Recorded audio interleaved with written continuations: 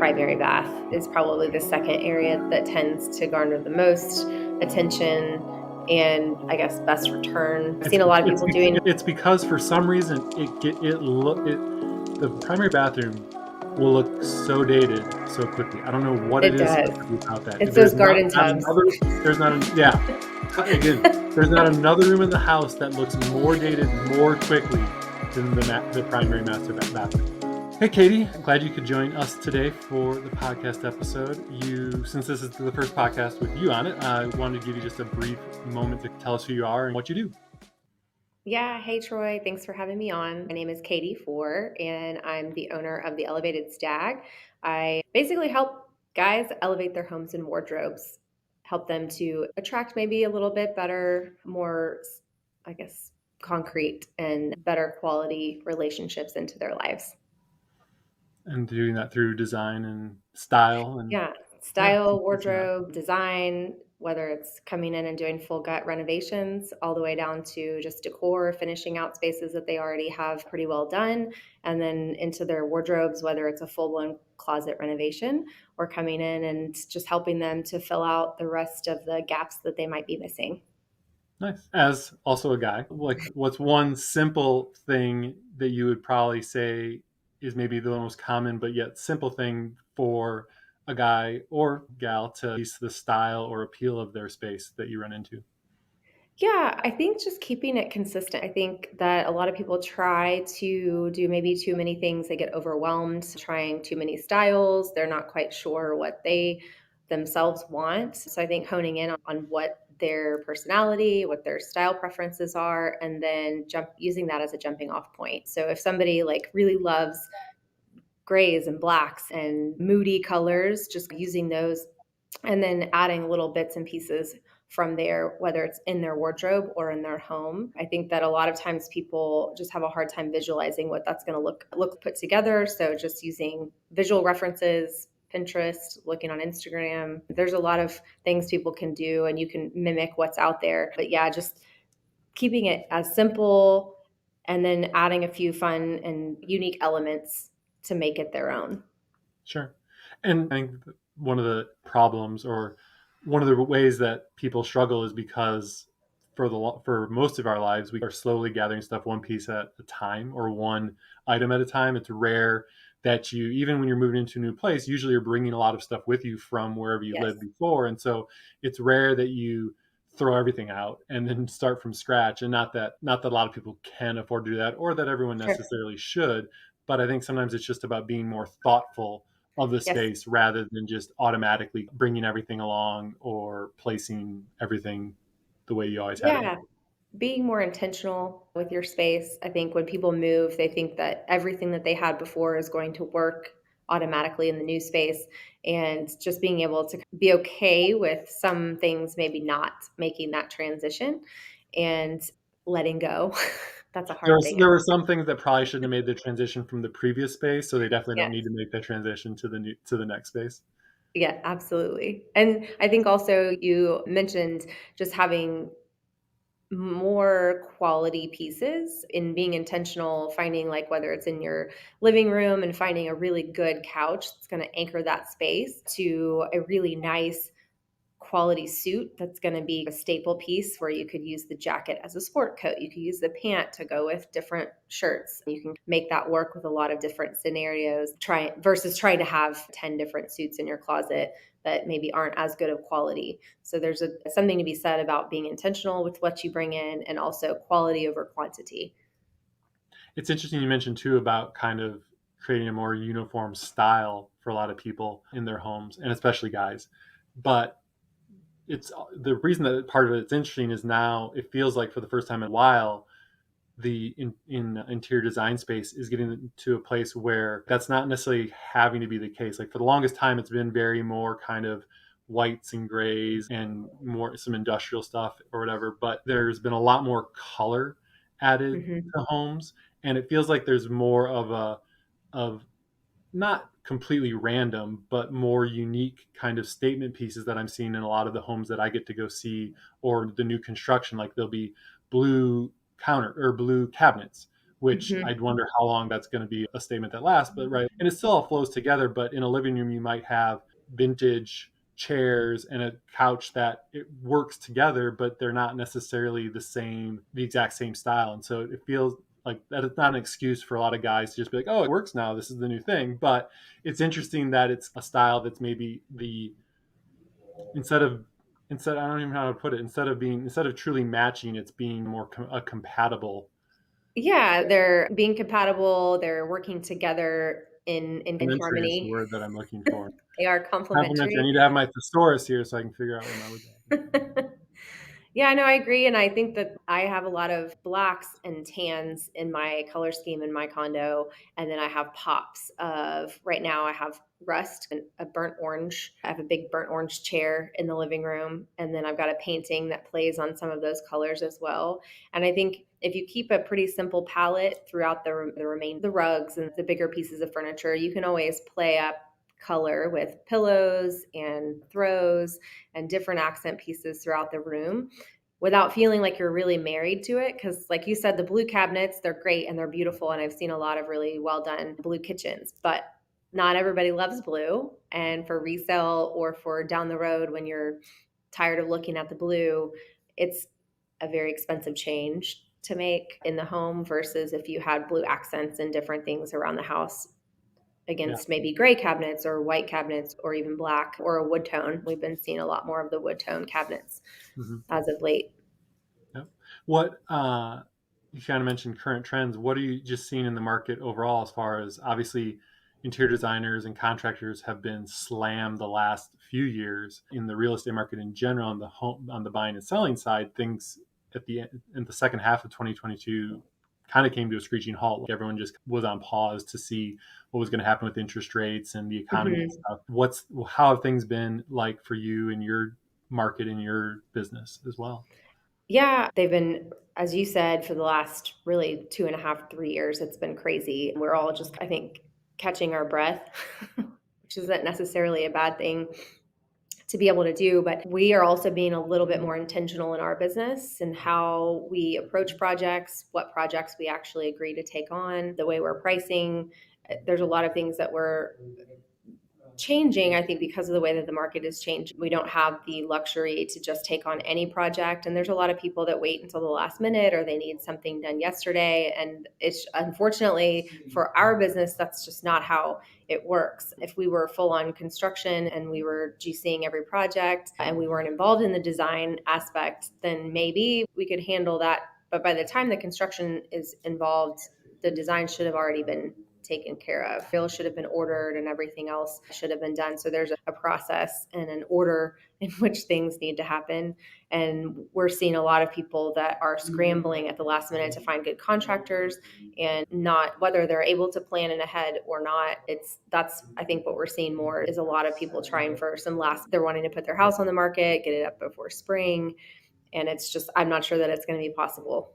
Yeah. And I mean, you say it's unfortunate, and for those people in those situations, not be able to find someone when they want to do something is unfortunate. But say for you and your business, it's actually fortunate that you don't necessarily have to take on a client that's probably going to be a bit of a headache if they're expecting stuff Correct. to get done super fast when anyone who's done any kind of construction remodeling thing knows that it's going to take longer than you expect, Yeah, probably going to be a little more expensive than you expect. And so the fact that you guys are in a good place business wise where you can kind of absolutely. take on clients that will understand that and build a better, stronger relationship with them is awesome. Because I know that's one of the biggest things as a real estate agent as well too.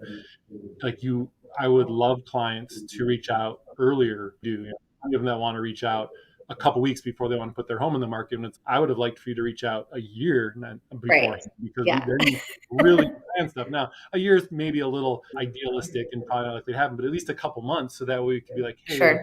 let's take the time to do this right and set you up for as much success as possible. Right? Like that's a lot of people don't realize we enjoy that as well too. I think nowadays you have so much stuff that's on demand from Amazon and all these other kind of things. Like people Yep. feel, oh, it's just when I want it is the best scenario. And for a lot of things, no, like I don't charge you more to sell your home because we talk about it a couple months ahead of time and do it right.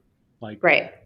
much Well, I rather think choose. I definitely feel lucky that I have my business in a way that we can make those kinds of decisions. I think it's also super important both for myself and my business and my team, but also for the clients that we work with Mhm. to set boundaries and set the proper expectations when we're starting to work together. And I've gotten a lot better at that over the last several years in not just saying yes because we want to people please.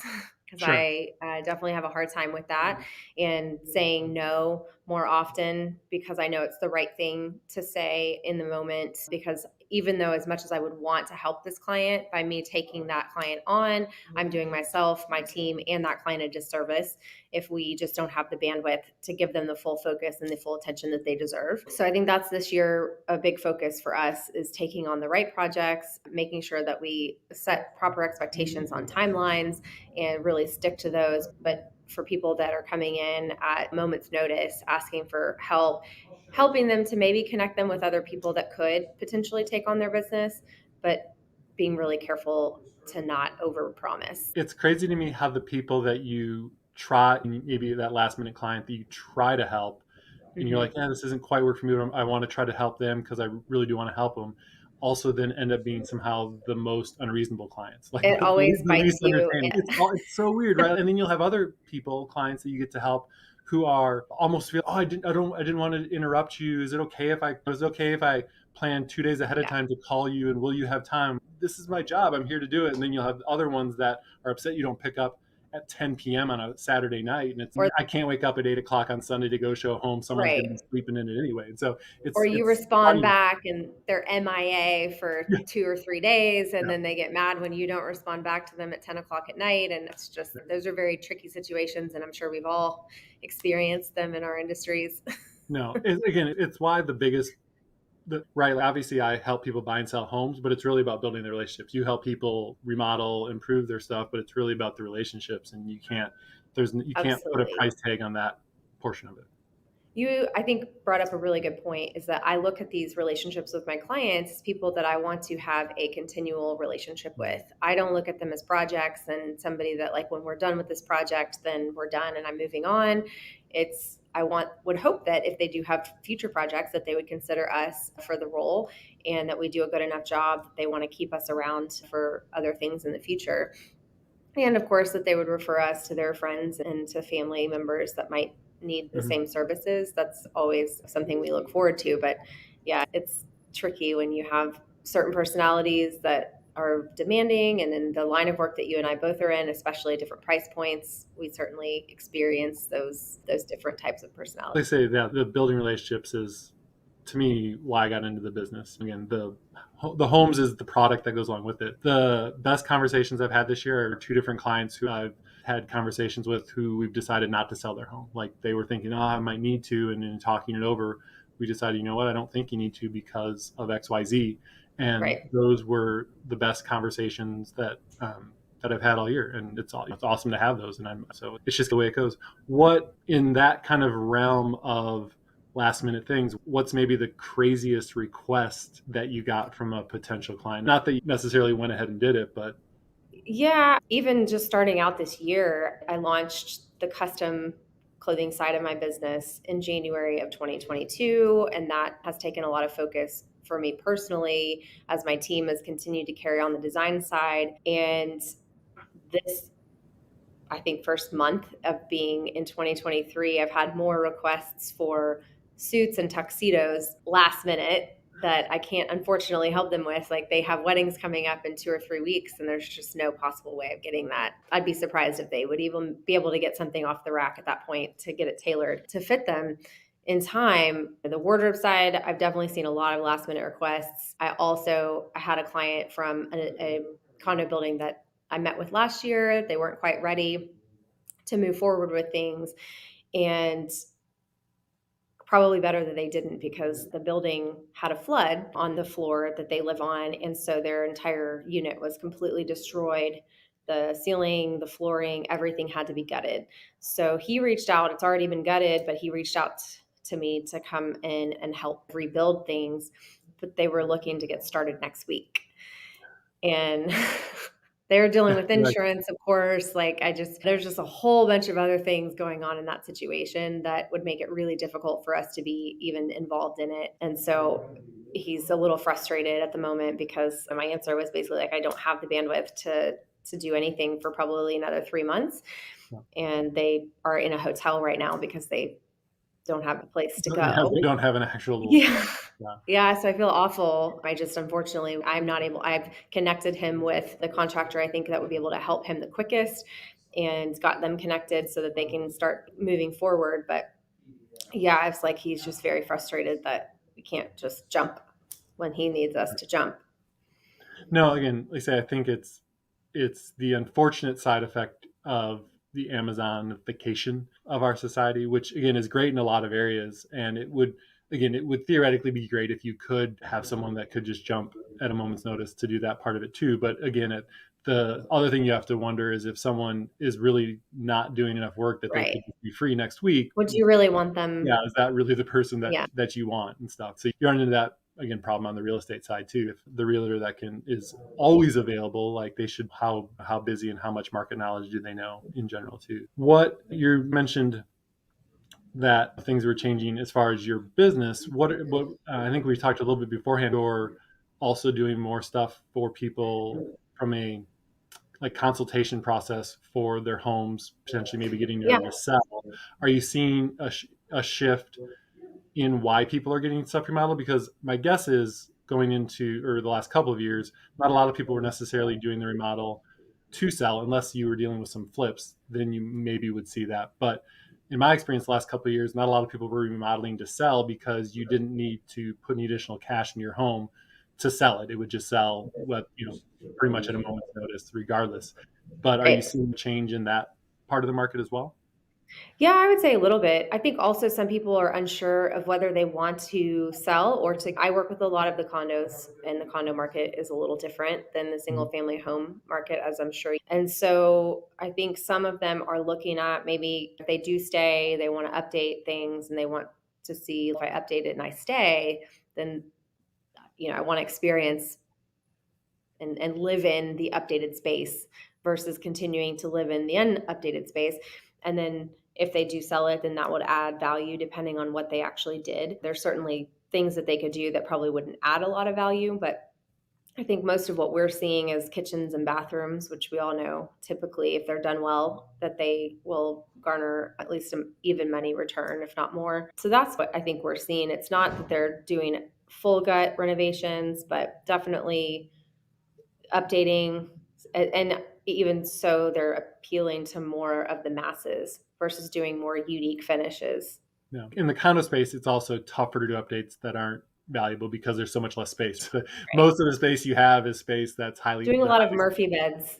yeah, exactly. Adding space for people More that are visiting. storage. Yeah, Yeah. you can never have. That's one of the things I always tell clients, regardless if it's a condo or even a single family home with a 3-car garage. Like I've never had anyone complain about having too much storage in a space ever. So Right. Yeah, you actually brought up a good point earlier about the uniqueness of like pops of color and things that you're seeing around some of the homes that you're doing walkthroughs. And I think the bathrooms and kitchens, we're starting to see people not necessarily go stray too far outside of the normal lanes that they're going in, but definitely seeing some different finishes and fixtures. People are getting a little bit more adventurous and letting us do some more fun light fixtures and backsplash tile and maybe hardware. Some things that are fairly easy to change. You can change a backsplash pretty easily. It'll cost a little bit, but you could change that more so than a paint color on a cabinet or a really crazy bold countertop that somebody might not like. So there's some things that we could do to make it a little bit more unique and more pop, because I think that's what mhm. buyers, they're starting to see these homes that are like spec homes basically, and you walk in and everything's staged and it Yeah, looks perfect and it's beautiful.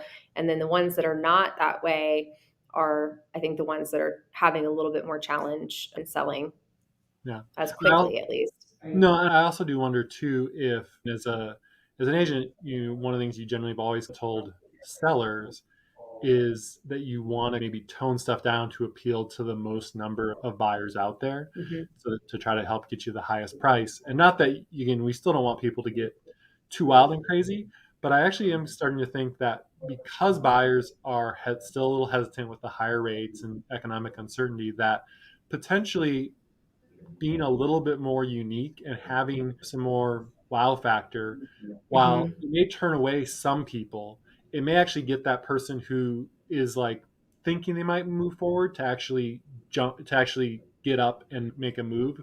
Whereas all the other units they're seeing, they're like, yeah, this is nice and okay, maybe I could do it. Do I really want to? There's But just then nothing that's grabbing them. nothing to get that emotional attachment that's Yeah. this is my home. And it's again, it's a tricky balance because you don't Hmm. want to get too wild and crazy where almost no one is going Right. to be attached to it. But I do think that having colors, having some design that might turn off a certain percentage of people isn't necessarily a bad thing because it really might be the trigger for that emotional let's this is our place for another buyer. Yep. Yeah, absolutely.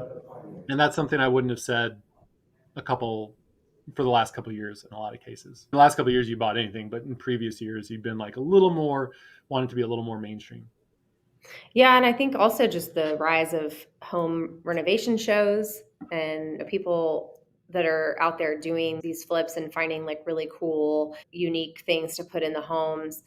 There's that expectation that is has been elevated, I think, just a little bit to have certain finishes. And when you go in and older grade finishes versus something that maybe people found on Wayfair, so it's not that they cost that much more, but there was a little bit more thought and a little bit more intention that was put into it.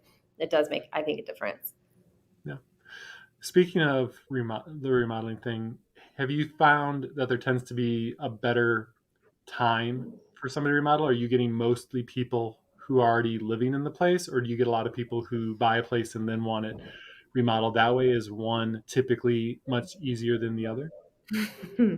Yes, that is a multifaceted question. So, to answer the easiest part of that is yes, if they could not be in their home while we're remodeling, that would be the ideal situation. Living in a construction zone isn't fun for anyone. It's not fun for the homeowner, and it's certainly not fun for us because when you're living in a space and you're seeing everything as we're going and progressing, you point out every single little detail, things that are maybe we know about, but if you weren't there, you would never know because it would be fixed before you know about it. And we can't be on site every five seconds. So we do regular check-ins on our projects to make sure that we're hitting milestones and the things that we need to hit. But that's why our clients hire us so that we are the ones that are making sure that these things are going properly. When we have clients that live on site, a lot of times they can tend to micromanage a lot, and that's really challenging. It causes a lot of tension between the client and the contractors, and then us sometimes who are the in betweens. I think having homeowners that can understand the position that we're in, that we are there to help and to be kind of the liaisons between the construction teams and the homeowner to make sure that everything at the end of the day looks and feels the way that they ultimately wanted it to. That is what we really want. That's our end goal. I think we're all in the same team when it comes to those things. So if they can be out of the house, great, but the majority of the time they're not. So we try to work around that as best as possible. I think I've had a few clients that have purchased something and they have either it's their second home or they have the ability to go somewhere else for a time being. So that's been helpful. But the reality is that most people don't have that luxury. And so we do our best to work within the confines of where we find ourselves for each project. Yeah. You mentioned for your guys' business right now, it's a couple months out. If for someone that gets to you guys today and is saying, "Hey, we want work done," at that point, it feels like it's going to be a good year. Generally, going into the year because of that, hey, things are going should be going pretty well. How are you? What are your mid slash long term projections of the market? Both say maybe real estate in general, and for your side as with the design space and remodel space. Yeah, I feel like just like in real estate, if you've been in it for a long time or you have a really good network, I think that's so important in both of our industries, right? The word of mouth business for me is everything. The day that my phone stops ringing is the day I start to get worried, which luckily that hasn't happened yet, but I think if we do what we're supposed to do, we continue to put out good work and to communicate with our clients and set the right expectations that will continue to get the phone calls, whether the market dictates that or not. The people that I generally am working with are not as affected by the overall market, I think, as the general population. So I certainly see them being affected to some degree, but it might, instead of their Bigger whole thing, house, right? they're going to redo portions Sure. of it. Like the bigger thing that you're seeing there is the some of the economic stuff, right? Like the interest rate stuff. No one Correct. wants to pay a higher interest rate for homes. But again, if in Austin,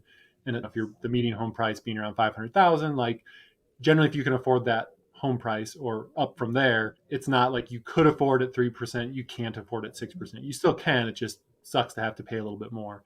But the concern about, hey, I'm a whatever executive at Amazon and we just announced that there's 18,000 people getting laid off over the next year, like that Right. uncertainty is, I think, what's holding some home buyers back. It's, should we want to make the move to a bigger home or add some debt with a house payment if there's uncertainty that we could lose a job and maybe it takes 6 months for us to find a new one or something.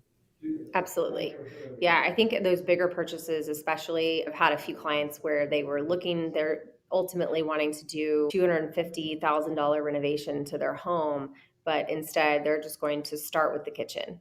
And so we'll start with the kitchen. And honestly, for us, it allows us to help them, but also to take on additional work. Whereas if we were doing a full on $250,000 full home renovation, it would take a lot more of our attention and focus. So it's for us, if I can fill the other $200,000 with three other projects, and we're Yeah, working on those versus one main one, it's then kind of we'll nice to, do that. to diversify with what Exactly. you're doing And there. it's fun because that's what we like to do. We want to have different designs and have our feet in different, because not everybody's the same. So it gives us a lot of different things to work on that are fun and If price wasn't necessarily the objective, if you're in a house, we'll say house because again condos a little too small, sure. there's just not many options. But if I'm in a house, what is there one room specifically you would generally recommend getting remodeled, updated first? I definitely do the kitchen. If that hasn't been touched since the home was built, that's probably the first thing. And that comes from both on the design perspective, but also from a buying perspective. If I walked in to purchase, and my husband and I look at different real estate opportunities all the time, and if we had the means to be able to purchase something and we walked in and saw a kitchen that looked like a project, we're probably less likely to jump on that, because even though this is my business and what I don't necessarily have the time to devote. We moved into our new place in July and I'm still finishing the interior because guess what? When you're the business owner, you focus on your clients first and we get to go to the back of the bus. So I'm still finishing out some things in our place as time permits. And I feel like the same thing is people walk into these homes, they're looking at what is the biggest project and what's going to cost me the most money. And then when you're looking at the interest rate issue, and then they're looking at, oh, this isn't turnkey, I'm going to have to spend another $50,000 to make it the way that I want it. That's where they start having those thoughts. And then they're like, let's just back out of it completely. Right. Yeah, no. And I would like say I would say kitchen too. While it is probably the most expensive, Yeah. not probably, it is definitely the most So, expensive yeah. single room, like far and away. But it's again the most. It's probably the biggest attention grabber from a potential home buyer, and it's Yeah. also even as someone, if you're living in the home, like especially nowadays with open most homes still having a relatively open home concept, it's the center of life, right? Like, yeah, great, you Right. could do your master bedroom, but how much time do you spend in there? Which is why in the 90s when you had these huge master suites, I was like, do you really go to your bedroom, to the master bedroom, Right. to read or to work out? No, no one ever did that. We don't need that. But your kitchen, you're there, the kids are doing schoolwork there, you're cooking there, and Yeah. so that's probably unfortunately the most expensive one, but also the one that you're gonna you spend the most time in by far as well. Yeah, absolutely. And then obviously from there, I think would be the primary bath is probably the second area that tends to garner the most attention and I guess best return. I've It's seen a lot of people doing it's because for some reason the primary bathroom will look so dated so quickly. I don't know what it it is does. specifically about that. It's those garden Not tubs. another there's not an, yeah, again, there's not another room in the house that looks more dated more quickly than the primary bathroom. Yeah. Yeah, absolutely. I think the patio has been a understated space for a lot of reasons in Texas. Obviously, we have a lot of people that are moving here that are not from Texas. And so they want to add these big giant sliding doors and all these patio, or they're going to sit out and spend all this time in the Texas summers Yeah. outside. But I have seen a lot more people putting money into their outdoor spaces. And I think that there's been a return of the pool. For a while, a lot of people were going away from the pool. And now so many people after COVID are putting pools back into their backyards. Yeah. So I've seen a lot more of those. And even some of the smaller pools, right? There's people with small backyards that don't have room for these big, lavish, giant Yeah. monstrosities with fountains and all the stuff that people used to put in. But they can put really nice, smaller pools Yeah. with a hot tub, and they have a great space. And I think that actually really adds to the value of the home and And the it appeal of allows you to the enjoy outdoor the space. patio more because you just go, as you're starting to sweat, you just go jump in You're the not pool really just quick, sweating and then just to death. go back to your lounge chair and sip your Escape the margarita or your mosquitoes. beer. Yeah, so it's pretty tough. I feel like I have to get out of here on one last question, and that since Yeah, part of your business is also men's style, and I'm yeah. a man, so other than a staple suit, be the maybe the second styling tip you would recommend in general. Um, Men's shoes are really, really awful most of the time. Their shoe game is really just not where it needs to be. And that's mostly on the casual shoes. I think some guys have the dress shoes. You've got your brown and your black, and they sit in the closet. But where I see guys lacking and probably needing the most update is in their footwear, to wear with jeans, to wear with shorts. They might have one or two pairs of casual shoes and flip flops, and that's it. And we need to expand that to probably 5 or 6 pairs of shoes. The leather tennis shoes are great. They come in every color. You can do black, brown, gray, blue, and they go with shorts, jeans, casual pants, 5 pockets, you name it. The casual shoe game, though, really for guys here in the Austin area specifically, since that's where I am, is hurting. Fortunately, your husband has you, so we know his shoe He game is on point. he has more shoes than I do, so That's awesome. That seems like a good place to end it. Appreciate you jumping on yeah. and doing this episode, and we look forward to more. Thank you so much for having me, Troy.